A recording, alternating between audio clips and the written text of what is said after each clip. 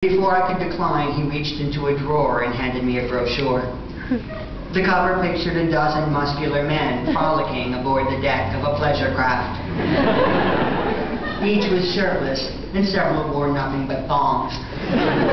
I understood that he wanted me to comment on them, but instead I pointed to a tiny figure, barely visible on the distant shore. "Is that a fisherman?" I asked.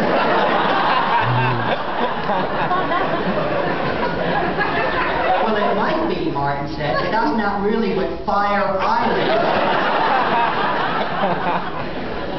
I handed the brochure back to him. I'm too impatient to fish. Crabbing, though, I don't mind that. So tell me, do you have any brothers and sisters? The change in topic seemed to throw him. "A sister? She lives in New Jersey, but on Fire Island they have this..." "And what about your parents?" "My father died a few years ago," he said, "but my mother's still around." He didn't seem very eager to talk about it, and so I dug in, hoping he might go into the other room and leave me alone. "So who does your mother love more, you or your sister?"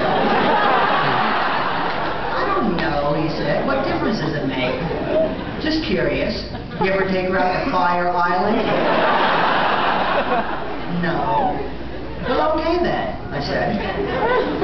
Martin stuffed the brochure back into the drawer and retreated to the living room where he turned on the TV and flipped back and forth between channels.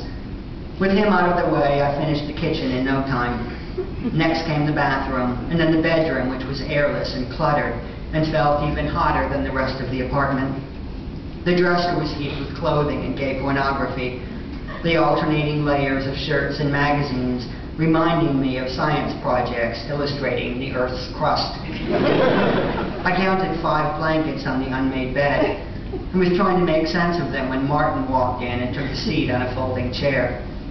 The conversation in the kitchen was behind him now, and he appeared eager to make a fresh start. "Look at you, so hard at work." "How can you sleep with 5 blankets?" I asked. "Well," he said, "I have diabetes. I get cold." I'd never heard this. "Do all diabetics feel cold in the summer?" "You'll have to ask them." He reached into an open drawer and pulled out a plastic device the size of a Walkman. "I've got an idea," he said. "What do you say we test your blood sugar?" "Now?" "Sure," he said, "why not?"